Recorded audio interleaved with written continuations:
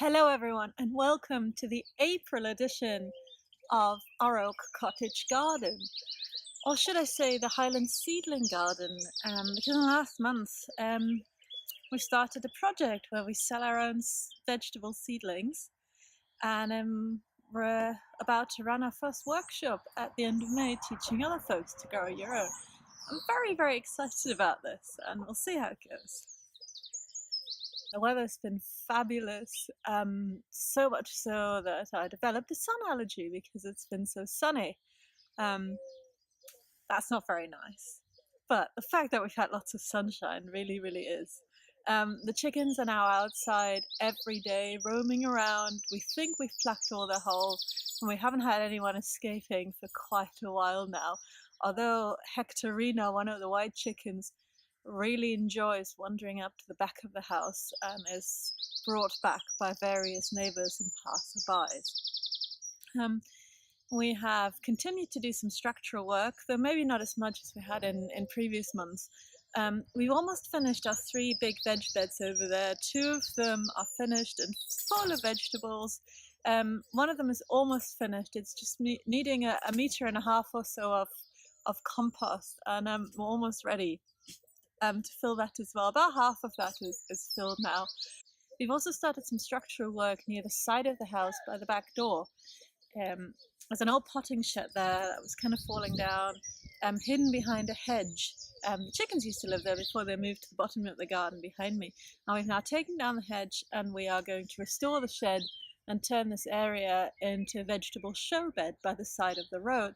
Hopefully eventually we'll grow a lavender hedge, separated and protected. I've planted some seeds, we'll see how that goes.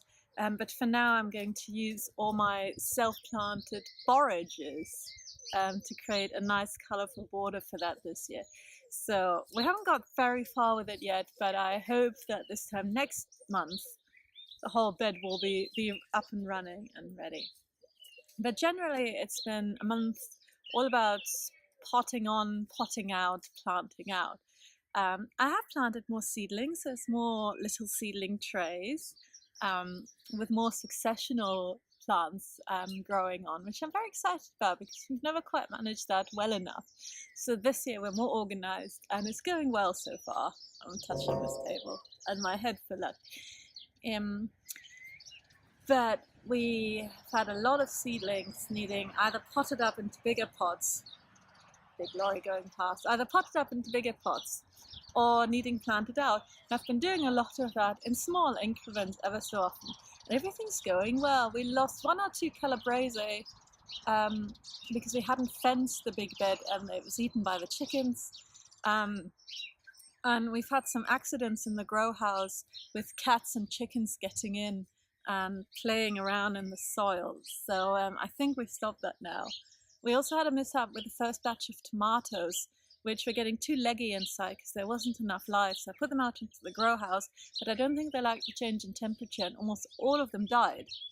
Except some of them actually came back and are now growing proper leaves. So they're not all dead and it's not as miserable as it sounds. But I'm generally very pleased with how it's going. And I also did some filming throughout the months and I'll be sharing that with you as well. So I hope you enjoy the tour, and if you find yourself in the north of Scotland, come say hello.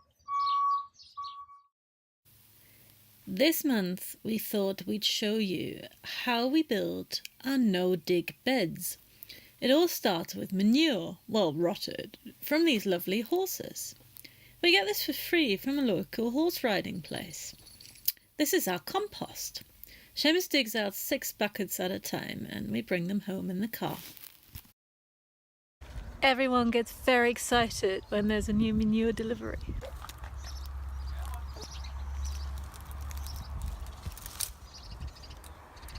You may recall that we've been building 3 big raised beds at the top of the garden here, and we got about halfway through the 3rd one, so today's load should fill most of what remains.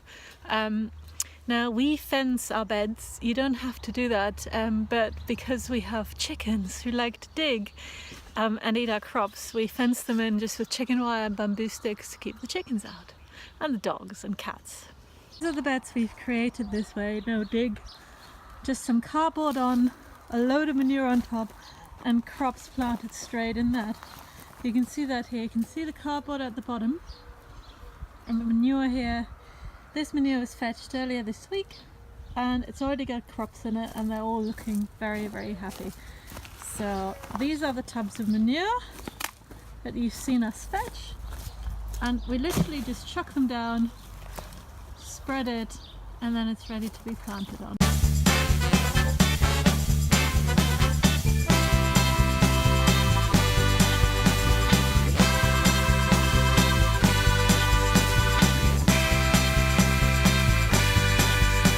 So now we just need to some more chicken wire and sticks to finish the fence, and we're reusing chicken wire that we had on our bunny enclosure, our outdoors one, and sticks are either bamboo sticks or sticks we've cut off other shrubs.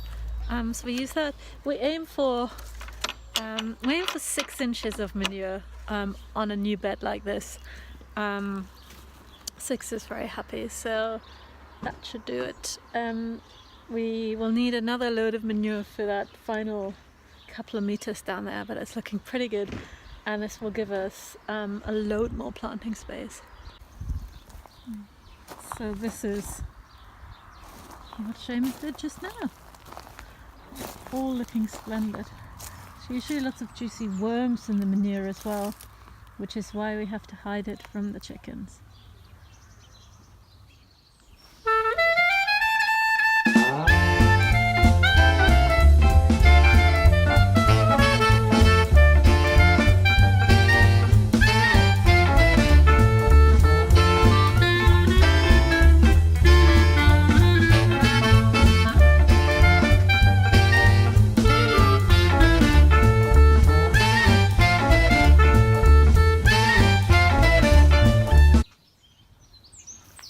We're also growing vegetables on the windowsills this year. We've gotten a mixture of them. There's some broccoli, spinach, broad beans, rocket, kohlrabi, a pea, a purple cauliflower, all sorts. And these are in front of both of the big windows.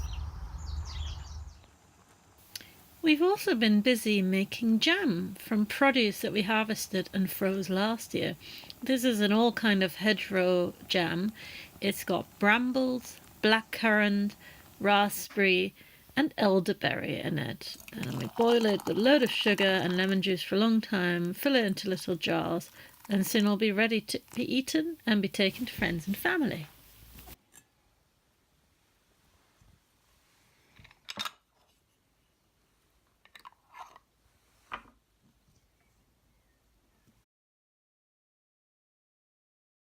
First up on our tour this month is the bottom of the garden, where we've got the apple trees and the big cherry in full blossom. You can see the garlic, and the peas are doing really well as well. This is the garlic patch in front of us, with the grow house number 1 behind and the fruit patch and the vegetable bed. As we stroll around, there's a big hawthorn tree, one of the apples, the beautiful massive pink cherry that's in blossom. And down here by the compost pile is the chicken house where the chickens sleep, and that's where we're growing our peas this year. We put them out at some point in April and they're doing quite well, climbing up the structure. We tried a double structure because the chicken kept eating it, so hopefully this will protect our young pea shoots a bit more. The plan is to grow peas, maybe some sweet peas, all the way along here, which is why we've laid out some of this cardboard in preparation, and we can grow up the chicken enclosure and be really beautiful and tasty.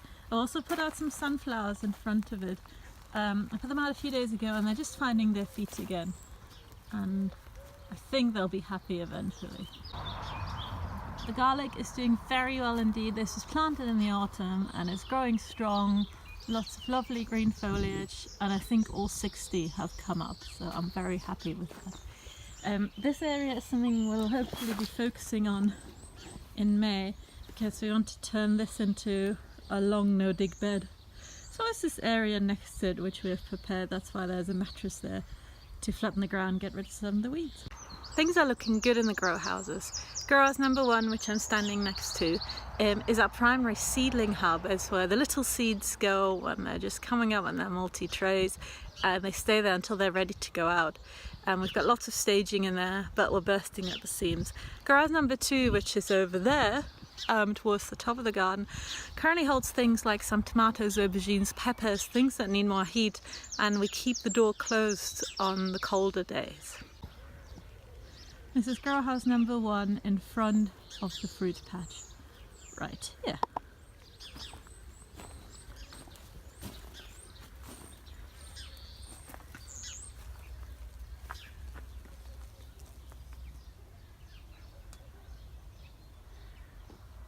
We've got some peas on both levels, some multi-sowed beetroot, and what's left of the artichoke plants because we've given some away.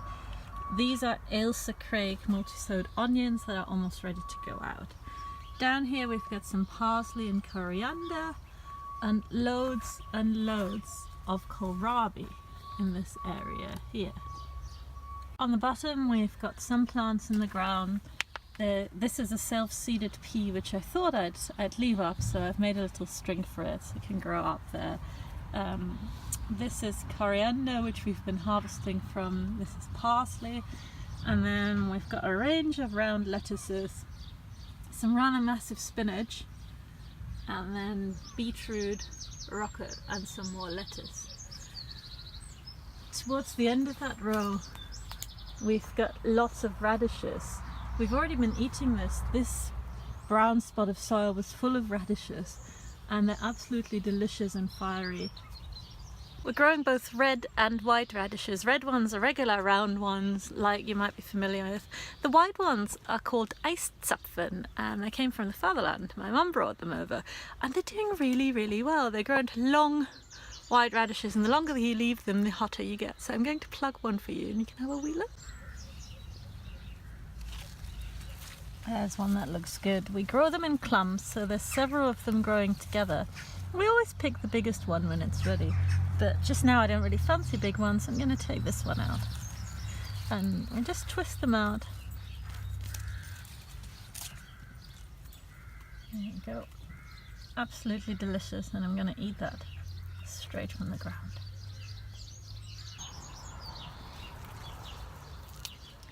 I'll chuck that to some waiting chickens. Just clean it a little bit and take some of the roots off, again for the chickens. And that's it.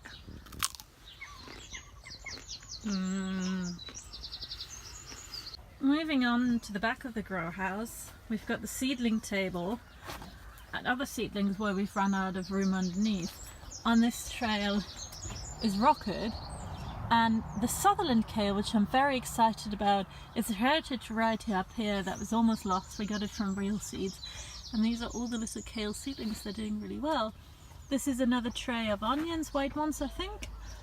And this is what is called asparagus kale, which is something I've not grown before. I'm quite excited about. And there's more onions almost ready to go out. Up here we've got our succession planted seedling trays. This is the furthest along. This is where things like the asparagus kale and Sutherland kale came from, so I've been potting those up into bigger pots, and I'll soon be doing the same for what's left in this tray. This one is the next one of our regular tray, and you can see that radishes, turnips and rocket have come up really well, as have some of the beetroot, some of the onion, and more radishes here. I was wondering about why things seem to germinate better at that end, and I think it's to do with the water, because I think the water runs off in that way, so we're going to be turning them around. Hopefully that should help. This here is a seedling tray that I put in specifically for our show bed out front, and I just sowed 5 of loads of different varieties, and they'll be going in the show bed to show people what you can grow in a small space like that. Other than that, we've got a few flowers here, some snapdragon, some lobelia. This is the wandering tree onion, the Egyptian onion, some garlic chives back here, and some peas and other bits and pieces. They're waiting to be potted out. Over here on the other side at the top are the tomatoes that I had all given up for dead. But look at them, they're actually doing really well and we'll be getting quite a few from it. So I'm quite pleased that I didn't pull them out in the end, but gave them another chance. Underneath are the seedlings that are most likely to want to be potted out next, as well as some that I've just potted up into these containers. So here's some pak choi, for example. This is some rocket. Some leftover cauliflower that could do with going out. A tray of spinach and some very large purple kohlrabi that are ready to go out. This is lamb's lettuce, which I'm very excited about because we've never managed to grow this successfully. I don't see it in the shop very often. And then there's more spinaches here and also a bit of chard. And then some smaller things that are just growing on.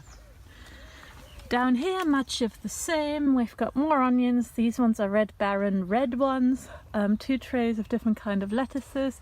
There's some flowers in there. I think these might be cornflowers, but I can't quite remember and I can't see the label. Our 2 biggest pumpkins are enjoying life in individual pots, and I swear they've doubled in size since I potted them up yesterday. And these are my raspberry experiments. We get loads of self-seeded raspberries. Well, not self-seeded, you know, and the plant grows and they come up in areas where you don't really want them. Well, I've been pulling them out because they're in our veg beds and I don't want them there. But I thought, sod it, I'll stick them in the ground, see what they do. And turns out they grow to new raspberries.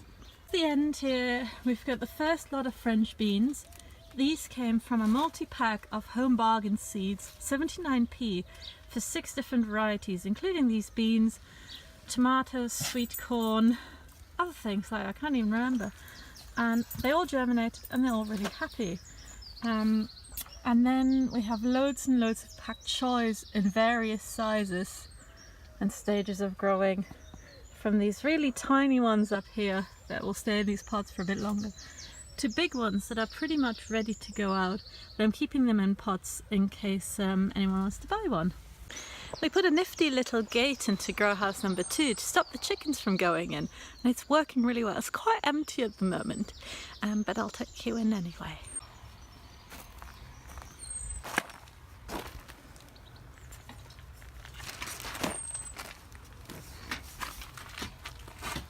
The main thing in this grow house is this stack of seedlings, and they're largely things like chilies, peppers, tomatoes and aubergines, the ones that I started in the kitchen that have now moved out. They're doing alright. Our chili germination wasn't perfect, we lost quite a few plants, but we still got enough of them growing on, and some of them now are getting their 2nd, 3rd, 4th leaves, so I'm quite quietly confident that we'll get some chili plants. These are the tomatoes that I sowed when I thought all the others had died, and they're getting quite big now, as are these ones here, so I'm quietly hopeful that we'll get some tomatoes as well. We also treated ourselves to some new fruit bushes this month, including this kiwi that you can see behind me here. We've put up a support system for it, and hopefully it'll go and fill this polytunnel one day and then provide some shades for the other plants in the summer when it gets a bit sunnier than this. If it gets sunnier than this, I'm not sure it will. We've had an exceptionally good April. Anyway, the fruit bushes. I don't know if the kiwi will fruit, but I just enjoy growing it so much that I don't really mind if it doesn't. I'll show you the other fruit bushes as well now. Of grow house number 1 is a little fig. It came with 2 little figs on. We recently learned that someone in the village has grown figs in their polytunnels, so we thought, let's try this. We both love figs and you never see them in the shop, so that's really exciting. We also got ourselves a little quince, which we've put next to the strawberries and rhubarb respectively. There is another quince in the village, so we know this should do well, and hopefully we'll make lovely quince cheese and jam from it, and I'm quite excited about that. This is the rhubarb. It's its first year in this position, so we're not harvesting it, we're just letting it grow. Over here to the other side are the strawberries, and they're in blossom. The fruit patch is going quite mad with raspberries, gooseberries, currants and everything else. Blueberries as well. But we thought there was 3 little holes, so we put in sloe bushes down here, largely to make gin. And then over here we put in a Juneberry, a Saskatoon berry, which we haven't grown before, so I thought we'd try.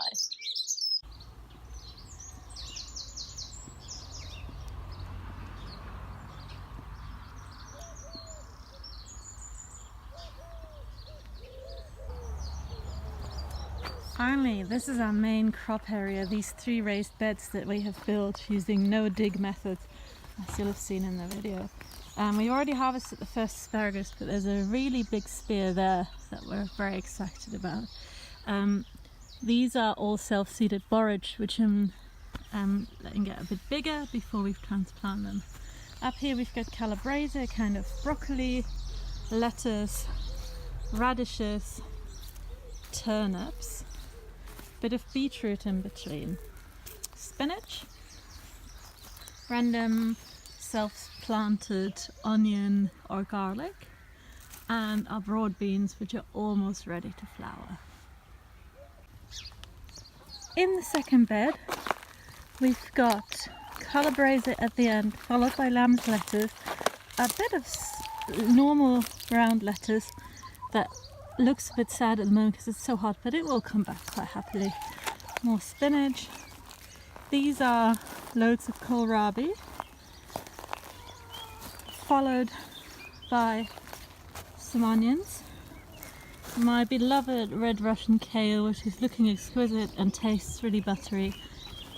Decently sized round lettuces, spinach, rocket, purple cauliflowers that will hopefully grow purple heads.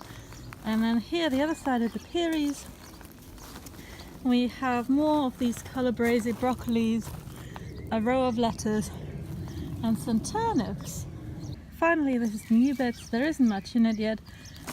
These flowers are just resting in there because it was too hot for them in the grow house. They're just waiting here till they're ready to go into the side garden.